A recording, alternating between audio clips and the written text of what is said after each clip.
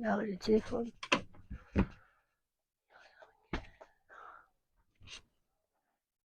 Kızım, var sen kitap okuyorsun. Nasıl?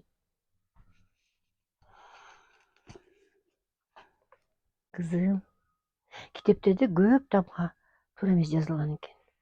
Ошол ошибкаларды тапсаң, менден сага белек. Иң соң. Вау. Башта энди. Кызым, не болду, таптың? Çok hazır. Мына ушу кыздан үлгү алыңыздар. Келиңиздер, китеп алып кетиңиздер. Bu ceyhana reklama için bile. Mina'ya kıynalıp izlep çatsam. Зато сен Кыргызстандагы номер 1 Шанхай базарында Шоу 38 китепканасында сонун китептерди окуп жатасың, кызым. Таптым. Мына макул сүйлөшкөндө 1000 сом эми банкага которсаң. Молодец. Bu kim böyle? Албетте, кызым.